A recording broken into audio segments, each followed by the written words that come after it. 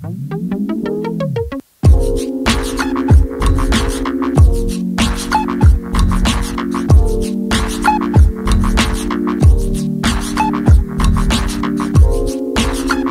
everyone, to episode 95 of the Gully Blanchard podcast. My name is Brian Anderson, coming to you from the continent of Northern California.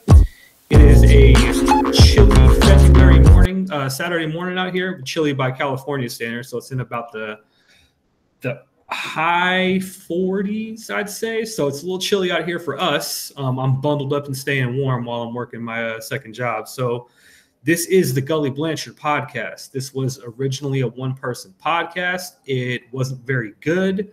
Brought in two of my friends. What's up, Ricky? What's up, Marcus? We had a really good time doing a three-man show for quite a while, but kind of like anything, three guys in their mid-30s, life kind of gets in the way, and it's really hard to get us all together in the room once a week for an hour. So I decided to go back to doing the show that I always wanted this show to be, where I sit down and talk to interesting people about pro wrestling, people I come across with either social media or the really real world.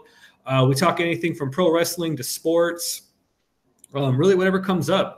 Cool thing about it, it's my podcast and it's stuff that I find interesting and it's people I find interesting. So if you're into, a good 45-minute to an hour discussion about pro wrestling, this is the podcast for you. Sometimes it's sports related as well, because those things are pretty heavily intertwined. You can follow me on Twitter at Gully Blanchard, which is GULLYBLANCHARD. You can check out all 95 episodes of the podcast on Apple, Spotify, Google Podcasts, Stitcher, pretty much anywhere you get podcasts by searching Gully Blanchard. You can also check them out at nocoastbias.com. That's where I do a little bit of writing about wrestling periodically. Last thing I did was kind of a mock of the mock drafts with the NFL, where I took 5 of the college football players that I'd actually heard the most about, and I wrote a synopsis of every one of them by using insider wrestling terms, just to kind of see who would actually fall for the joke. And come to find out, a couple people actually fell for it. So to clear up any sort of miscommunication, Greedy Williams does not need to work on his selling power and will not need to work any of the Largo loop with NXT before he gets drafted in the top 5 of this year's draft. I want to clear that up right now for you guys. So if you read that and you took it seriously, joke's on you, haha. You can also check out the writing I do about the Sacramento Kings from time and again. That's going to be available at royalpain.com. Rafe and Jonathan do a really good job with that. But enough about me. I want to bring in this week's guest. He is a co-host of the Cheap Heat podcast. He's a really good Twitter follow. I will let him, I'll let him kind of go over where you can find him at. But Greg, hi, man. Welcome into the show, a.k.a. Stat Guy Greg. Yo, thanks for having me, man. 95 episodes. Am I like the first guest since you've gone back to the solo format? No, I've been going back to the solo one since around the 70s. We took a break for a while just because, there was 3 of us and it kind of fell apart. No issues. It got, like I said, it got really hard to get 3 guys in their mid-30s in the same room. And I kind of procrastinated with it, and I picked it back up around episode 72 and just been rolling ever since, having a really good time talking to really cool people. Yeah, man, that's dope, man. You're on the road to 100. Yeah, I know you said enough about you. I don't want to disrespect the host, but oh no, you're good, man. It's 100's always been kind of the goal. I started this a couple years ago, just kind of having fun, and everyone seemingly nowadays has a podcast or a platform, so I figured I might as well jump my name in the hat, and it's worked out pretty good. It's been fun, if nothing else, to talk to people literally all across the country with different backgrounds and have fun conversations about pro wrestling. Yeah, man, I've been looking forward to this since literally last year too. I remember we got in touch with each other. I think it was in December. Yes. So I'm glad we finally able to do this.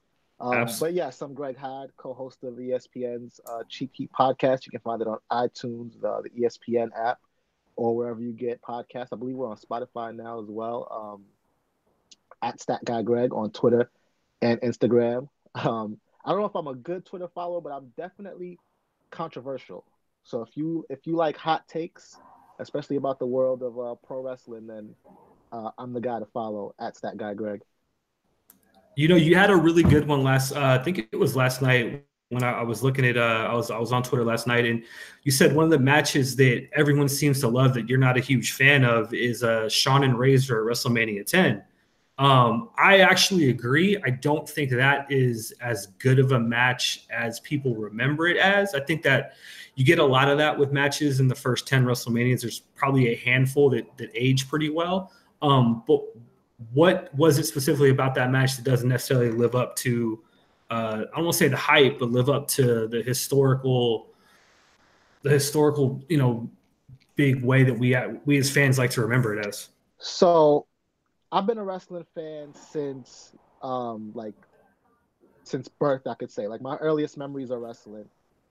I remember WrestleMania 3, my cousin had it on tape and we watched that over and over and over. So like I've seen all of it. And there are moments and matches that you remember and moments and matches that are like, okay, this is cool.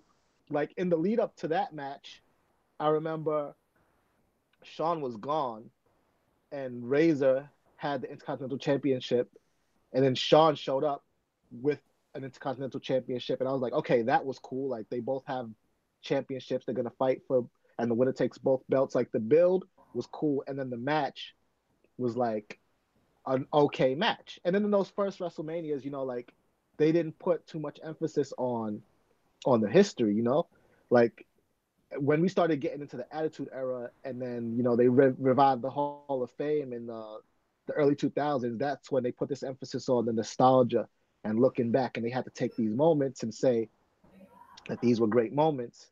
And that was one of the moments that they chose. And I remember it for me being like, first of all, it wasn't the first ladder match. And even among the first few ladder matches, it wasn't the best. It wasn't even the best ladder match for the Intercontinental Championship. I feel like Shawn and Razor had a good one again in SummerSlam 95. Yes. And then you fast forward to, I believe it was SummerSlam, I want to say 97. It might have been 98. The Rock and Triple H had a ladder match for the Intercontinental Championship. That was great. But because this was the first one at WrestleMania, and they were looking to make the history of WrestleMania such a big thing, this is the one that gets blown up. And it helps that it has Shawn Michaels, who, they want to make him Mr. WrestleMania. It's the one that gets blown up. But it's not the best ladder match.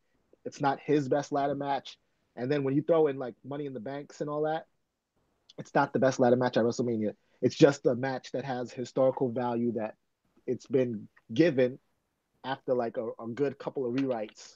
But I didn't like it when it happened. So I'm not going to sit here some 20 years later and say that it's so great. Like I didn't love it then. I don't love it now. It just is what it is. Yeah, see, I didn't love the match. I actually loved watching the SummerSlam 95 match a little bit more than that one.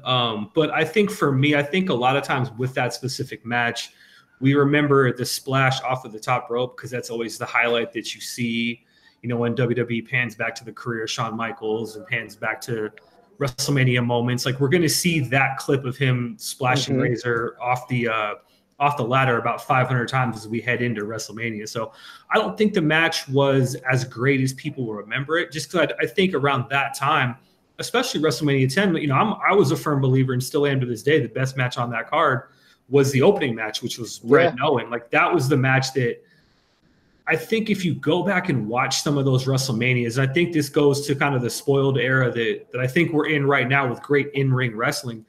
A match like that was so different because after that, you had, another match that was maybe 5 minutes long after that. And it was two gimmick, cartoon wrestlers that it didn't really hold up very well. But a match like that to me was always the best match of that WrestleMania. And I think it does kind of go back to the point they've always wanted to make Shawn, Mr. WrestleMania, in the memories that you have with Shawn and Hunter and Taker. And that's no knock on the three of those guys, but because those are sort of Vince's most loyal soldiers over the years, those are the ones that kind of get force-fed into the way that WWE portrays the history of the company. Yeah, and you made a good point, too, about those early WrestleManias. Like, you go back and watch some of them. Like, we are definitely in a spoiled era, especially with, like, when you think about last year's WrestleMania, right? I feel like that was one of the best WrestleManias ever, but people knocked it down a peg or two because there was, like, one match here that didn't really deliver, or one match there. And I'm just like, do you know what I had to go, like, as a fan, just going through WrestleMania 1, 2, 3, 10, 20, like, those are one match cards. one or two tops. Like you would sit there, and they weren't as long. So, WWE has us there for now 7 hours, 6, 7 hours, and B, across those 7 hours, almost every match bangs.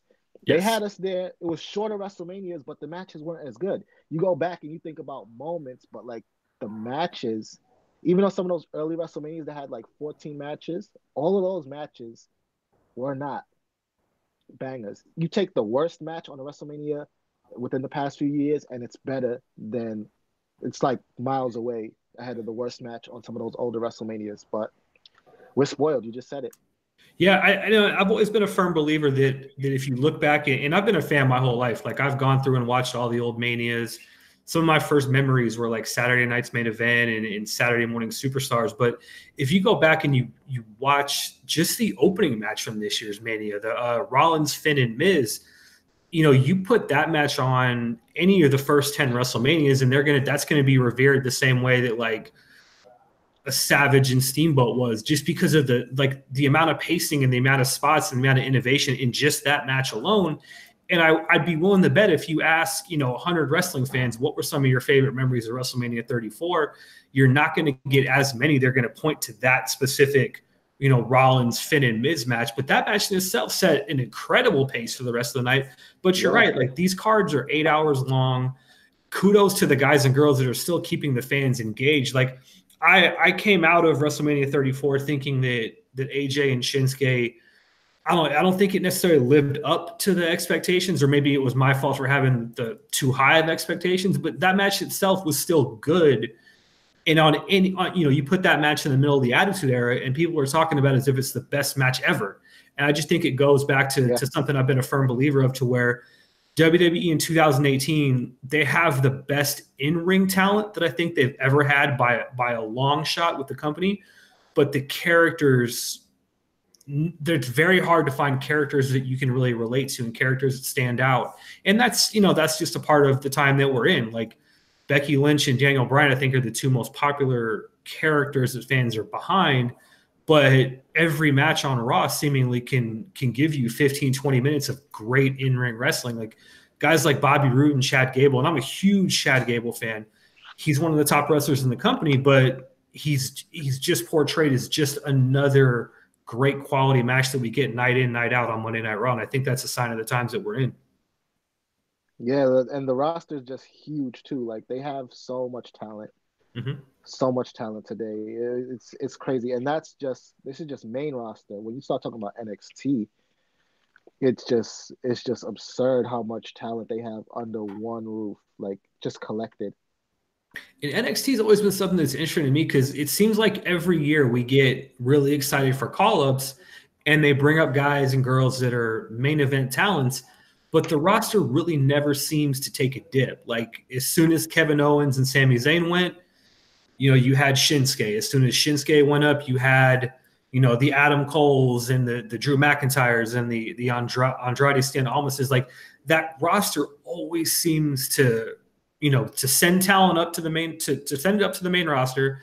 But then as soon as 5 guys and girls leave, you got 5 guys and girls that are ready to go. Like I think the future of NXT right now, this time next year, we're going to be talking about Bianca Belair, Matt Riddle, Street Profits, Kairi Sane and Io Shirai, and those are a list of people that may not be the big focal point of NXT right now, but you can see all 6 of them main eventing NXT Takeover. I'm guessing it's going to be in Minnesota next year, but they just do a phenomenal job with restocking that talent. I think it's really a credit to what they've got going on down there.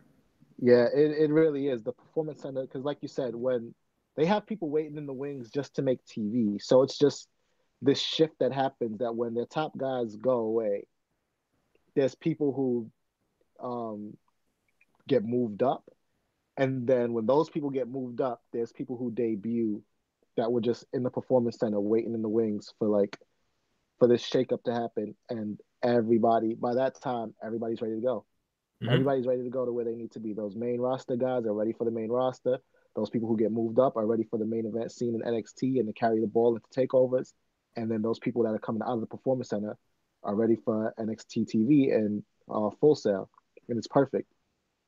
Yeah, like even with the halftime heat show that they did at the halftime of last weekend's Super Bowl, like you look at all six of those guys, and you really believe like once all six of them come up, and they'll come up eventually, that next year they could do another halftime heat with six top level performers, and they do a very good job introducing the talent to the fans, which I think is very important. Yeah, huge, and I think that's what's going to lead to their success is the fact that they just know what they're doing, man. They have, and not just in the ring, but like behind the camera, at the performance center, in the front offices, in the writing room. Like they handle every aspect of this game so flawlessly. Like it's incredible. So I want to peel back a little bit. I know you said some of your earliest memories were watching, WrestleMania 3 on VHS. One of my first memories was getting really excited to go to the VHS store to get WrestleMania 4 because it was the tournament, and something just felt special about getting those two VHSs.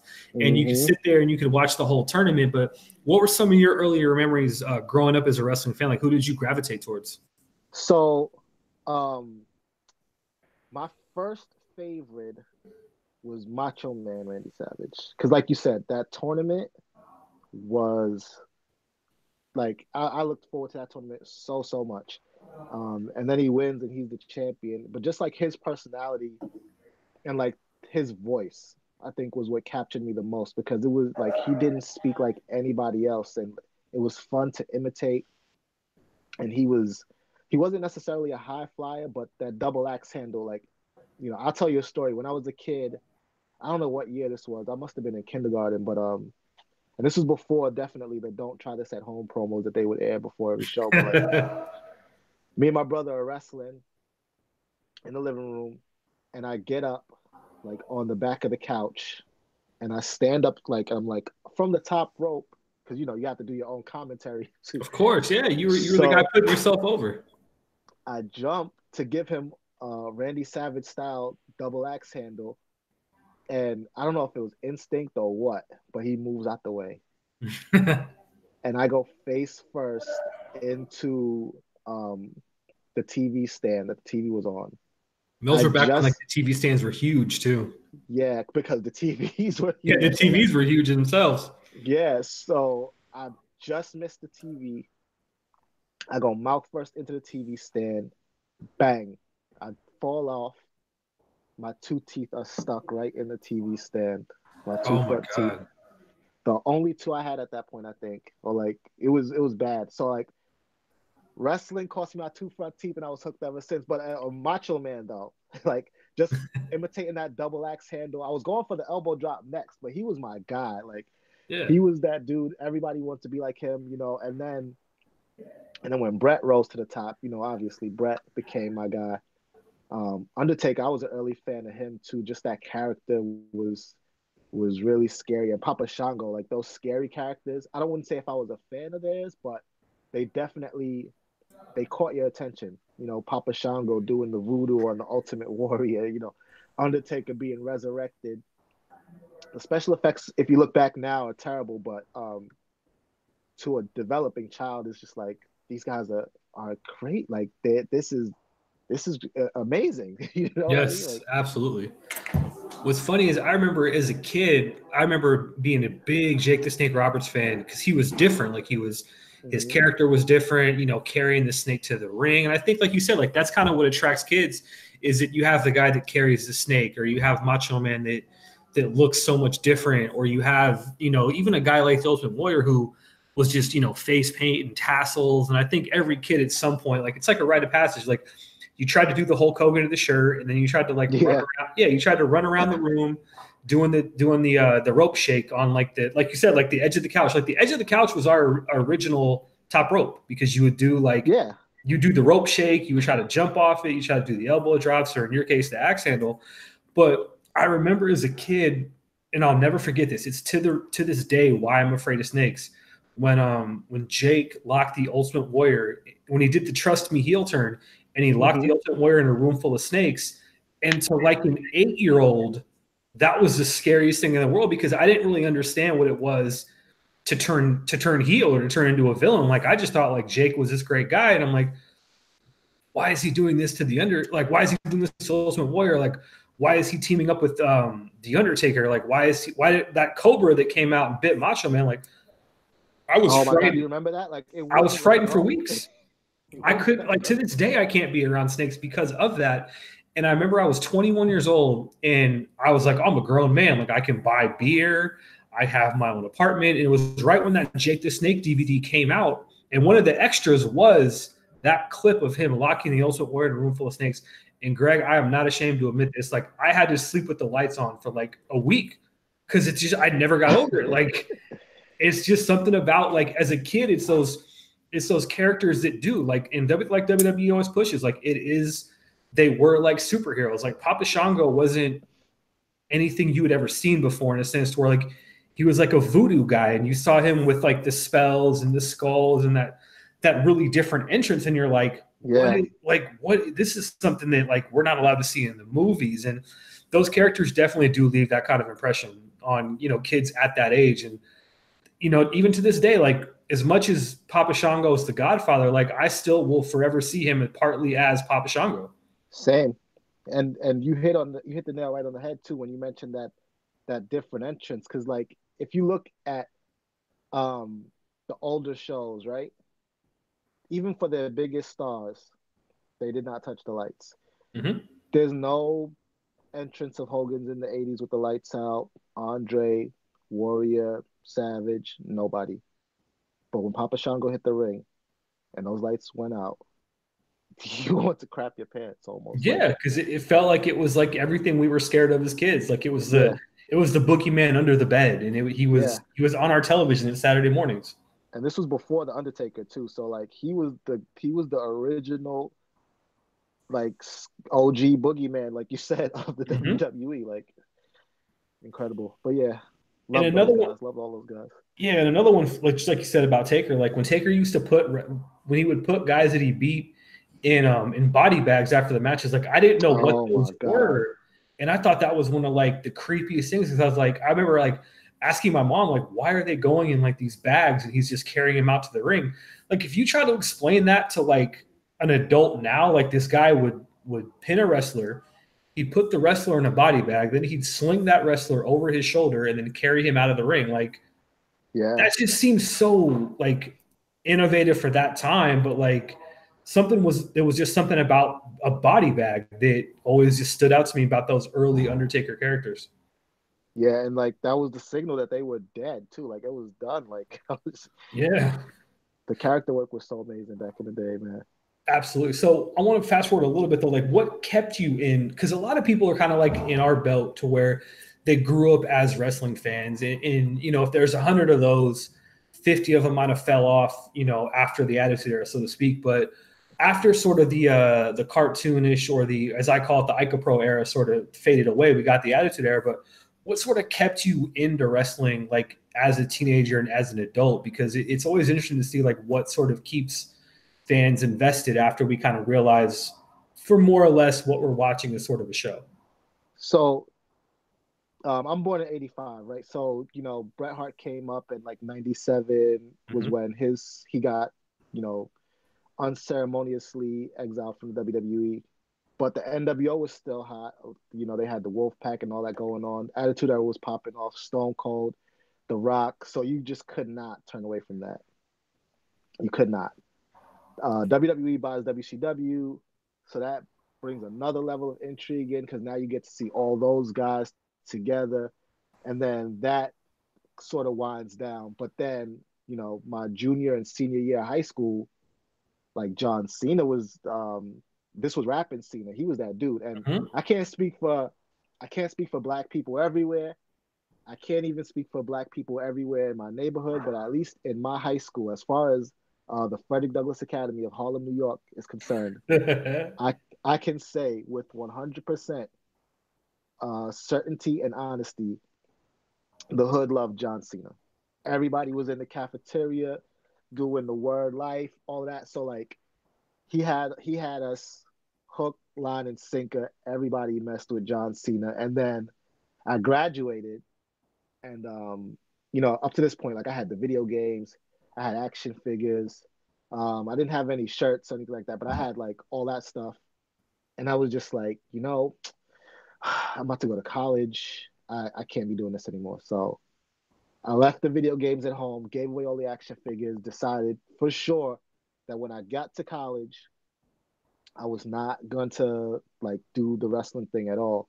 Mm-hmm. And then the first person I met up there was this kid named Isaiah, who to this day is my best friend. And we're hanging out first couple of days, just chilling. He's from Boston, I'm from New York, so there's that smack talk going on. But like we're one of the few black kids up there, so we still bonded over that.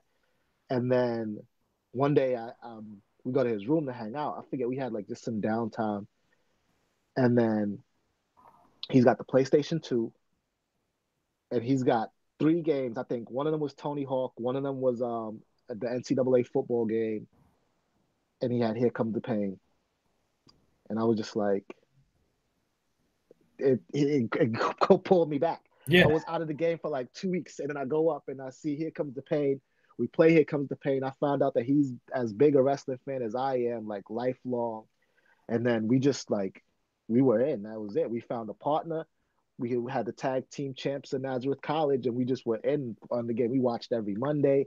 We we played the video games whenever we could. We were reading the dirt sheets. Like we were back, and that was it. I've been in ever since. Yeah, I think that we kind of have similar arcs with that, because I know like I was born in '84, and I was getting out of high school when they were sort of transitioning away from the Attitude Era, when it was starting to become like the Ruthless Aggression era, like the SmackDown 6 and Benoit and Guerrero and Angle and Cena and the hot run of Lesnar and even Goldberg for a bit. And I'll be honest, like I was about 20, 21, and like I definitely had an interest of going out and sort of being 21 and 22 and like going to the bar and stuff like that. So like that would sort of supersede watching Monday Night Wrestling, because like I want to go out and go to happy hour and buy Coronas and do all kinds of stuff I've never been able to do before.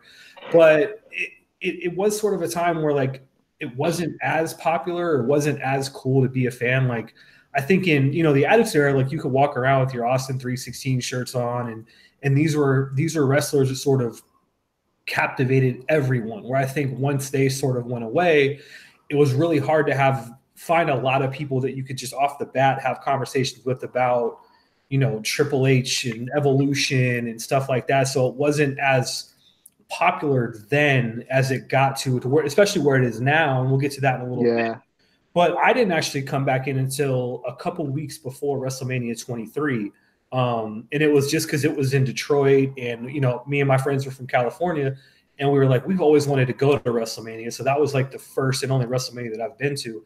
But ever since 23, like I've been there as well. Like I've been, there every Monday. Like I'm not there as much on Mondays just due to work and with social media and stuff like that. You can just kind of follow it along. You don't have to make an appointment viewing the way that you used to with DVR and YouTube and stuff like that. But I think kind of in the same boat. Like I fell off for a little while, then kind of came back, and it's always just stuck with me ever since. Like every Monday is Raw, every either Tuesday, Thursday, or Friday is SmackDown, and it's just something that I've never been able to shake the bug as much as I might have tried in my young days.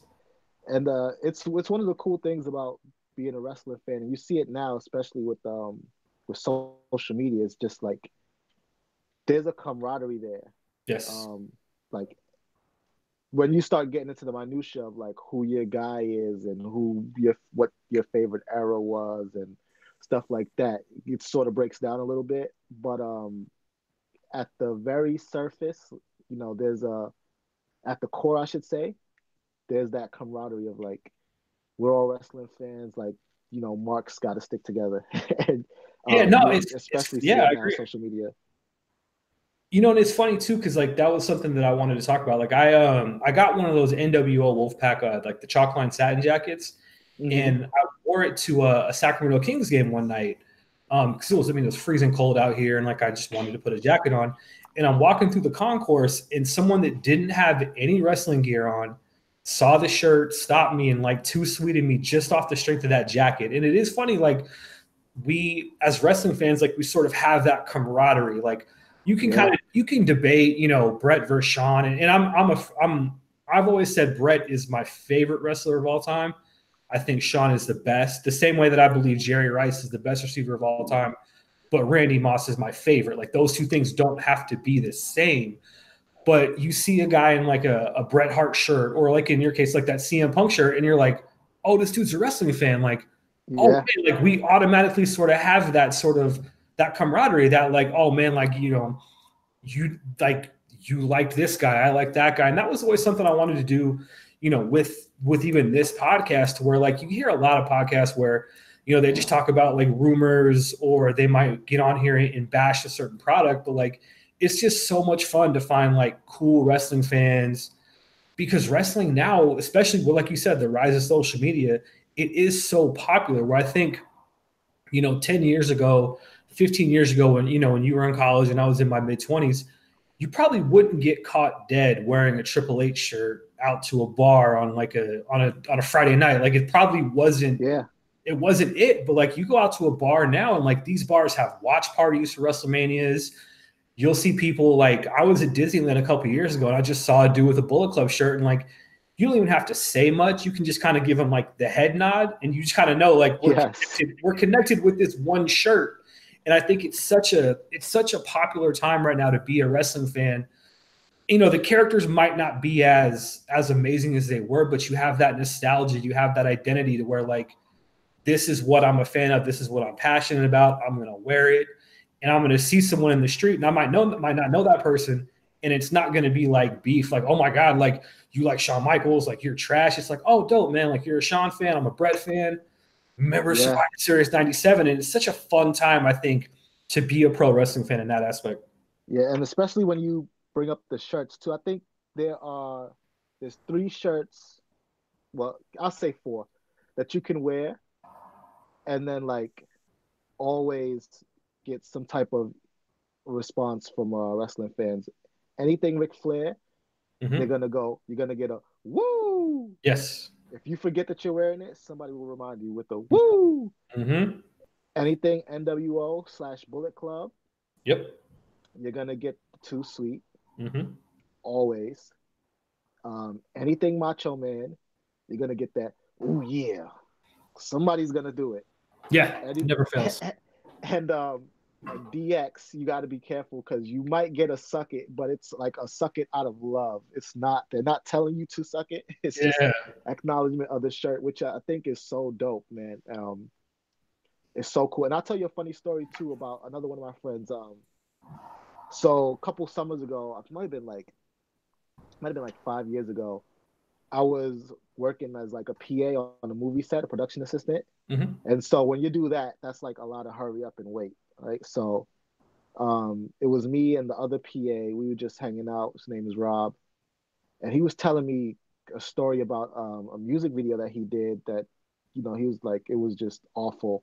And he was talking about how the director was telling him about the concept, and he was like, yeah, he just kept putting it over and putting himself over. And I let him finish the story, and I'm like, that phrase you just said, putting it over, are you a wrestling fan? And he was like, oh yeah, I am. How'd you know? I was like, yo, nobody says that. You know, it was like this, the language of wrestling fans is even a thing that like you can hear it, and to the general public, they might not know what it means, you know, heel, babyface, things like that. You can put your context clues together and figure it out, but you say something and wrestling fans just know, which is another thing I love.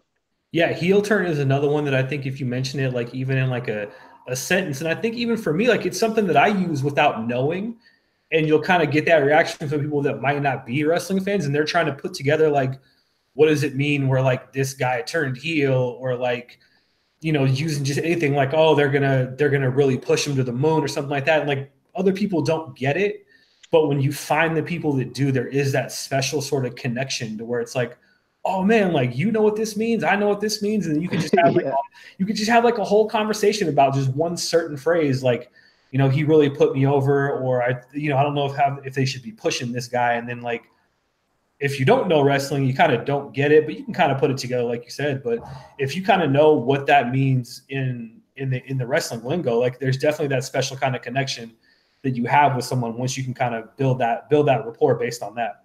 Yeah, it's amazing. So Now, if I'm not mistaken, you said you were a big Bret fan. Is he one of your favorites of all time, or who are some of your favorite wrestlers that you enjoy watching either then or now? So then, yeah, Bret Hart is my favorite wrestler of all time. Like number one, I think he's the greatest wrestler that has ever lived. Um, People come close, but I think he's like the one, and then there's everybody else after him. Mm-hmm. Macho Man was one of my favorites. Mr. Perfect, Rick Rude, Ric Flair, Stone Cold, The Rock, obviously, Kurt Angle, and then now, like, there's so many guys right now that I think are great and will be like in the conversation of greats. Roman Reigns is a guy from now that I love. Seth Rollins, Dean Ambrose, just like the whole Shield. I like them individually. I like them as the Shield. Um, Adam Cole, I think, has the potential to be the biggest guy out of like the group Mm-hmm. on the roster right now. Like he has that Rock potential to cross over into Hollywood and just take it by storm. I think. Um, we'll see what actually happens with him, but I think the sky is really the limit for Adam Cole. Velveteen Dream, John Cena, so many guys like and girls too. Sasha Banks, Charlotte, Becky, Bailey, Bianca Belair. So I know you mentioned Roman. Like, how would you describe your opinion on Roman? Because I think a lot of people, especially like our age that are adults, either seem to really love him or really don't like him. I'm in the camp myself to where, like, I think for what he's had to be for the last 4 years, like he's one of the better pro wrestlers that they've had since WrestleMania 30. Just because I never really remember him having a bad match. Like I know Right. his work on the mic, like that's not easy for everyone. And I think in the landscape of 2018, 2019 pro wrestling, it's really hard to have that sort of connection with the audience. Like very few are able to do that. I think Becky is one of them right now. Daniel Bryan's sort of finding his voice, but I think it's really hard to be that number one baby face that doesn't have an edge to him. And we can argue forever if they've made mistakes with Roman's push or whatever, but like I'm more focused on his matches. He never really had a bad match. Like I wasn't a big fan of the feud he had with Brock, but I think that had to do more with Brock's. I don't know if it's in a lack of interest or what it was, but I don't think though that trilogy ever re-caught up to the good match they had at WrestleMania 31. But I don't really remember Roman really having a bad match. Like his feuds with AJ were great. His feuds with Cena were good. The stuff he did with Bray was amazing. Like, where do you come out on Roman in 2019? Yeah, and I agree with you. First of all, you won't find a bad Roman match. Not one that's bad due to his contributions in the match anyway. Mm-hmm. But I feel like, and it's so ironic, the shirt that I have on right now, but I feel like Roman would be regarded, would be taken in a more higher regard if it wasn't for CM Punk. I feel like everybody loved the Shield and Mm-hmm. everybody loved all the Shield members. But if you go back and watch the tape, Roman was the one, no matter how you might have felt about it or what you want to say now. Like Roman was the one. And then when the Shield broke up, um, but even before the Shield broke up, CM Punk, I think that interview came out like just after they broke up or whatever. But Roman was solo by that time, and then CM Punk says, A, that he didn't even want Roman in the Shield, that he wanted Chris Hero, Cassius Yes. Ohno, and Mm-hmm. then he said B, that Roman's their guy, and they're shoving Roman down your throat. Which as wrestling fans, we are so stupid. We let that get to us. That they said Roman is their guy, Mm-hmm. and he's shoving Roman down our throat. Every guy that hits the top of the mountain, is their guy.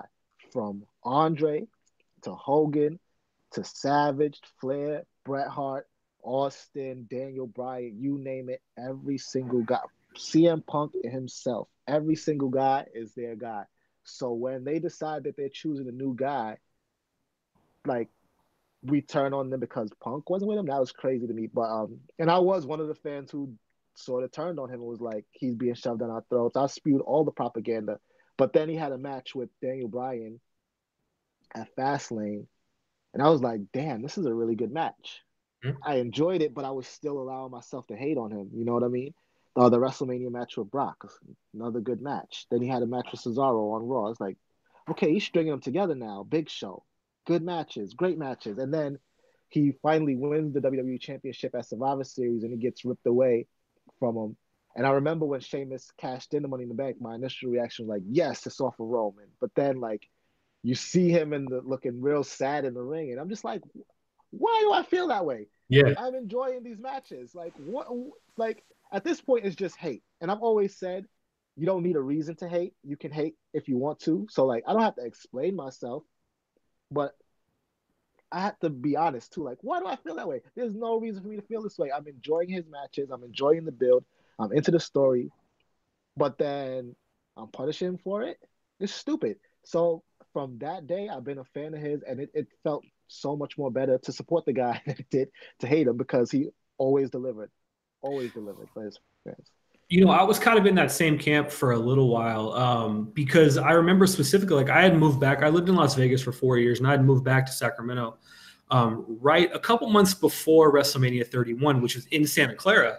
And I had the option. I had the option to go to WrestleMania 31, or I had the option to go to the NXT show that was in San Jose, and I could go to Access and all that. And it was just mainly just due to cost. You know, moving home and WrestleMania tickets are never cheap if you want to get good seats. So I was like, okay, like I like a little bit more what they're doing with NXT. The WrestleMania 31 card didn't really move me the way that I thought it would. Like I was of the camp where I wasn't a huge fan of the Triple H and Sting build, or I wasn't really a big fan of the Roman Brock thing, just because I always thought the lead up going into it, something just wasn't clicking. I don't know if it was me sort of pulling away from being a Brock fan or what. And then I remember watching WrestleMania 31, and Roman put on a really good match, and he put on this great story of like everything you would want, everything that fans liked out of Daniel Bryan, in the sense to where like he was the underdog that just kept going. Like Brock took it to Roman in that match. Like there were a lot of shots to where like, you know, I don't necessarily know how to throw a wrestling punch. Like I don't pretend to, but a lot of that stuff looked like it connected really snug. And Roman just kept going, and he had this great story of like this guy that wouldn't quit. The same thing that we always want out of our underdog, you know, underground quote unquote champions, that just would keep going no matter what. And I thought that was, you know, I obviously thought that was the best match of the ones that they had. Like I thought 34 was by no fault of Roman's. I don't think 34 was that good. I thought whatever they did at the Greatest Royal Rumble was awful. But I thought what they did at 31 was really good. And I stopped myself after watching. I'm like, there's really no reason for me to not like this guy. Like he put on a great match with Brock. He told a really good story in the ring. He deserves to be there any more than the next person. Then he had great matches. Like you said, he had a great match with Cesaro on Raw.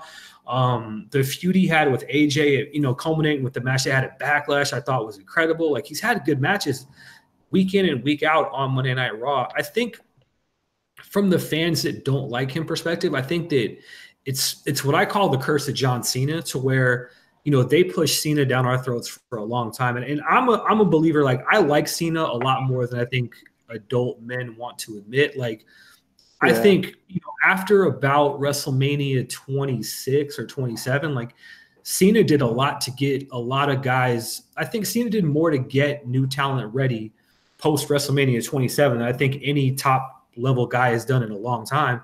But there was that time between like WrestleMania 21 and 26 to where like he was getting pushed down our throats, and fans were sort of rebelling against the hustle, loyalty, respect thing.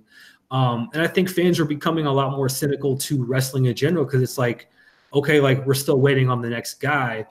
And I think we got kind of tired of WWE trying to dictate the number one babyface in the company, you know, and that went away with the rise of Daniel Bryan. But when they tried to do it again with Roman, I think a lot of fans sort of rebelled. And I think that fans forget, like for the most part, WWE's always been a 1A, 1B sort of babyface guy. Like Hogan had Savage, you know, Austin had Rock, you know, there's always really room for one, maybe two guys to be the top babyface in the company for a long time. And I was a big fan of Roman. Like I thought he could have had better matches with Brock, but I don't think that was his fault. Like the match he had with Undertaker was sad more than anything, just because Yeah. like that was a match. Also not his fault though, because Undertaker's like 300 years old now. Like, yeah, and it's something to where like I thought Taker should have retired after 30. Like anything he's done after 30 hasn't really been that good to me. But I get the concept of like it's got to be hard to walk away, I would think, to just not be there for a WrestleMania when you've been there for every one of them. But Roman really hasn't had bad matches. Like I think he's been a victim of lack of creativity, but he's been great in the ring. Yeah, and lack of commitment too. Yes. But one thing I want to touch on though that you mentioned, like Roman's working 31. Like if you go back and watch, it's so good that his father is like losing his mind. I see that in the corner sometimes when I watch it. Yeah, his father, who was a wrestler, legendary wrestler, Hall of Famer, tag team champion, knows how this business is supposed to work, is losing his mind. And it's not a part of the story. It's not a part of the show, and you know that because they never mention it. If you don't know who he is, you just see this dude as the match goes on, descending into madness, and it's his father. That's how good of a story he told with that Brock Lesnar match. Is that, and he sold that beating so well and everything that his father is just wilding out. Like he's fine. Everybody's fine, but it's crazy how he sold that beating. And Cena too. You mentioned like the Cena syndrome. I was having this conversation with somebody the other day. Like I really like I liked Cena, but then when he won the championship, I sort of turned off on him like everybody else. And then I know, especially with his first run, I was just like, it felt like it was going on for so long. But then when you think about it, it really wasn't that long. Like wrestling fans, I guess, are just impatient, or like we had really short attention spans in that era. Because his first run, he lost it to Edge, I think that January. Yeah, New Year's Revolution. Yeah, granted he won it back, but he didn't have it for like 8 years in a row, like we think in our minds. Like, and if you think about the time he had it on paper, like that wasn't that long. And then you really can't point to anybody else who should have it. But it was just like it's just one of those things. And then when people take hold of a certain idea, it just morphs into something else. Yeah, and I think with Cena too, like it, and I've gone back and watched some of the old Monday Night Raws. Like I started on episode 1, been binge watching them all. I think I'm on episode 725 right now. It's post WrestleMania 23, and that was around the time like WrestleMania 22 and 23 was around the time where fans started to get sort of tired of the act, and you can kind of hear that negative reaction. But he was still having like really good matches with Shawn. Like I would implore anyone who, the rap was always he's a guy who can't wrestle. Like you go back and watch that Iron Man match he had with Shawn in England. It was like a couple of Raws after WrestleMania 23. It's one of the better matches on Raw you're going to see that entire year. Like I just think that, like you said, fans get a hold of a certain idea to where they're anti-Cena, but they can't really explain to you why they're anti-Cena, but they're just anti-Cena. And it's always been very confusing to have that sort of conversation with certain fans. And fans too, myself included sometimes, they generally can only appreciate like 2 styles of wrestler. 3, I'll say. Like the super technical wrestler that knows 1,004 moves, the high flyer, and then like a guy like AJ who's like a blend, or even Rollins who's like a blend of the two. And you could throw a hardcore guy in there, but they don't get appreciated to the level that those other guys get appreciated, which is why Mick Foley is not really high on anybody's list, even though he's like a wrestler's wrestler. And then when you have guys like Cena, Roman at times, who fall outside of that, they don't even like Stone Cold. Like I had somebody on Twitter a few months ago talk about how Stone Cold couldn't wrestle because after he broke his neck, he had to transition to like a more brawling style. And I'm just like, are you dumb? First of all, even if his style was like that of a brawler for his entire career, that's still a style of wrestling. And if he is a master of his style, he's still a master of the craft. So you can't but generally wrestling fans don't appreciate all the different styles. You have to fit into one or two boxes, and then otherwise you get thrown to the side. You know what's always interesting about Austin, and I don't remember much of Austin in WCW, nor do I remember much of him in ECW, just because, I think I was in my early, like I was like 10 or 11 or 12 when he was in WCW, so I don't really remember a lot of watching WCW at that time. But can you imagine now in 2019 with all the access we have to, like, New Japan World or, Lucha Underground or PWG or Progress. Like, if there was a wrestler like Stunning Steve Austin in WCW at the time, and let's call it what it is, like the character wasn't terribly impressive. Like, it was kind of funny with Pillman, but it wasn't something that you were going to really get around watching. For him to go from that to Stone Cold Steve Austin in like a year's time, that would be so hard to do in 2019, because no matter what, you'd have a whole contingent of a fan base to be like, that's not really Stone Cold. Like, I don't take the character seriously. And he wound up being like one of the best characters of all time. And it's very interesting to me, like how we seem to forget that, he was never, like, he wasn't Stone Cold Steve Austin from the beginning. Like that, right. That was a transition, and he found that voice in ECW. And it's just interesting to me, like, to where I don't think nowadays, and as fans, like you said, we are very impatient to where we don't give things time. We don't give wrestlers time to find their voice. Like, we expect them to have it right away. And I think Roman's a good example of that too, to where, Roman might not have been ready to carry the ball at WrestleMania 31 from the standpoint of like talking fan or having that connection with the fans. Those kinds of things take time. Like, that's like the equivalent of having like Stunning Steve Austin as the top guy in the company, and then out of nowhere you expect him to organically find this Stone Cold Steve Austin character, and it's not easy to do. Yeah, and Finn is a good example of that too. Like, fans want Finn to be at the top, and certainly he's there, but I don't think they appreciate just how much goes into being in that WWE machine. And it's especially true when you see like NXT, when they sign somebody, or even like with the Kenny Omega speculation, it was a perfect example of this. People were like, yo, Kenny got to go straight to the main roster. And in my head, I'm like, if Kenny goes, he better sit in NXT for a while, because he needs, like, I don't think his promos are there. But also the in-ring part of it is just so much, there's so much more to that than just the in-ring. And Kenny Omega is big. He's big to like one segment of the WWE's audience. Mm-hmm.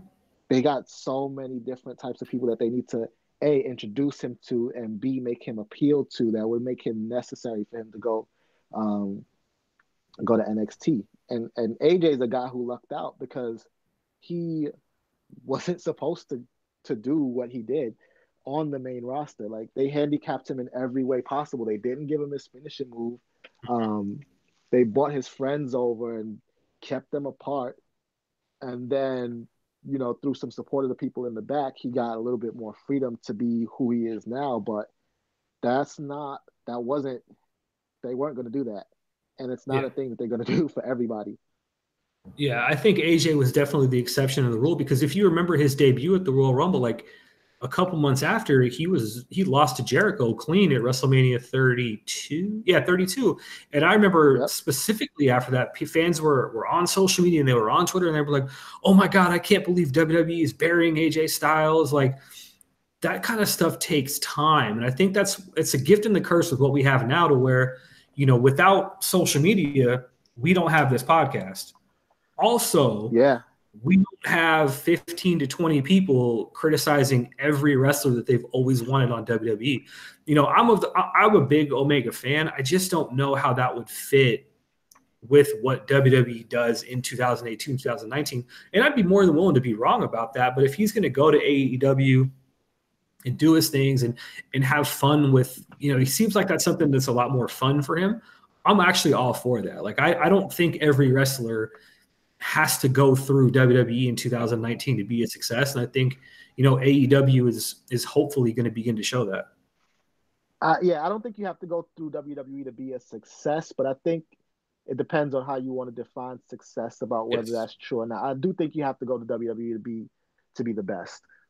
It's just, for me, as simple as that. And maybe this goes back to me being a WWE guy from birth, but like I feel like you cannot be the best if you don't go to WWE, just because of their reach globally and like how like they are the name in wrestling. And with Kenny Omega specifically too, just to go back to him, I'm a fan of his. I'm not bashing him, but at the same time, I temper that with the knowledge that he's big on the internet, and it makes him feel bigger than he is because we only have these conversations on the internet. Yep. So he seems like he's like the Beatles because we're having these conversations on Twitter, but WWE is not only concerned with the people on Twitter and on the message boards and on Dave Meltzer's subscribers. They're concerned with the Entertainment Tonight crowd and the Tonight Show crowd and kids and, you know, older wrestling fans who couldn't be bothered with any of this. Like their audience is so wide and so vast. And I think that another reason why WWE gets bashed is because, you know, I might bash them about something that they do for the kids, you know what I mean? But then on the flip side, kids and families might not like some of the stuff that they do that would cater to me. And the both of us won't like something that they do that would cater to, you know, a different demographic. And it's because, you know, they get bashed because they do such a good job of serving all these masters. And then you have a company like, you know, New Japan or ROH and potentially AEW that caters to one type of fan, and they will be successful because their fans will support them. But it's just like, it's so much more. There's so much more people out there. Like there's so much more you could cater to. There's so much more to do. Yeah, and I think, like you said, some of the fans that get on social media and they'll hop into, you know, Meltzer's message boards or whatever, I think that's an audience that you're really never going to be able to please. And I noticed that once, you know, AJ and Punk and Daniel Bryan and Joe came over, you know, and they came over in different times, but, you know, Punk and Bryan were the top guys on the quote unquote, the internet darlings for a long time. And then they come to WWE and you had fans that would complain about them not being in WWE. And then they get to WWE, then you have fans that are complaining about they're not being used correctly. And then they become champions, and you have that same group of fan base. It's like, okay, now we're going to move on to complaining about the next independent darling that needs to be there. So, like, that's a fan base. It's going to be really hard to, like, have them sit back and be like, you know what? We kind of like what's going on right now with AJ, or even if Omega signed. Like, I think you make a good point about there are so many different populations of that fan base to where, you know, Finn Balor does great stuff with Make-A-Wish, or, you know, Bayley does stuff with St. Hospital. Like, it is not a wrestling company the way that it may have used to been in the past, to where this is a publicly traded company, and you can't necessarily you can't just sign Kenny Omega and put him in the main event spot, because there's so much more that comes with being a main event guy that you don't know if certain guys or girls can even handle. Like, is doing all the Make-A-Wish stuff, is that something that any independent wrestler may want to do? Or are they just going to be, you know, is their version of success having, you know, 45-minute 5-star matches, you know, in New Japan or in AEW? And I think everyone's got a different version of what they want out of their wrestling career. And if Kenny Omega is happy going to AEW, more power to him. Like, if Finn Balor's happy being where he is right now, more power to him. And I think that's a fun thing. If nothing else about AEW, the main thing I'm looking forward to is it's going to add another plate to the buffet table that is pro wrestling in North America and worldwide. Yeah. I think the more plates you have, the more options you have, the better. Yeah, it'll definitely be fun to watch, for sure. Especially if they keep getting these good talents and, you know, collecting them under one roof. But that's the other thing fans need to be mindful of too. Like, it's gonna be great, and it doesn't have to be WWE. Simple as that. Like, yeah, and I think that's where TNA failed when they brought in like Hogan and Bischoff. And I remember that because that was the episode to where, when we talk about both being big Brett guys, like that was the episode that Brett came back and he did the handshake with Shawn. And like TNA countered that with they thought they were going to revive the Monday Night Wars. But then they took all these characters that made TNA special and unique, and like they turned AJ Styles into like a mini Ric Flair. And it's like, why don't you just give the fans something different? Because you're never going to be able to out WWE. Like, give the fans a different, viable alternative. I think that's what made ECW so hot at the time. That's what made WCW so hot for the run that they had. Was I may not like, Diesel against Yokozuna. So if I don't like that, I can go watch Sabu versus RVD, or I can go watch something different on WCW. And I think the more options we have as wrestlers, the better we are. Yeah, and WCW too. Like, it's funny when you think about the way they lost the Monday Night War is because WCW and WWE in the early 90s, right? Wrestling was at a downturn in general, but it was Dusty Rhodes at that first Clash of the Champions who decided that Sting needed to go into the main event because we needed to make new stars. And then Clash of the Champions was going to be their showcase for like new up and coming talent. And it worked like a charm. And then you have this formula that's working and starting to pay off for you. You got Stunning Steve and all these guys. And then you turn around and you sign WWE's old guys. You put WWE in a position where they're forced to make new stars, and then they do. You have no answer for that. No, because I think WCW never really, and this is just my opinion. Like I'm sure there's probably statistics and ratings and dollars that go behind it, but like WCW never really seemed to make the next couple guys. Like you would get close with Jericho or the Horsemen or with Ray, but like there would never be, oh my God, you got to see this one match where this up and coming guy finally beat Hulk Hogan or Kevin Nash. Like I remember it was a huge deal when Luger had beat Hogan for the title. It was like a huge deal on Monday Nitro.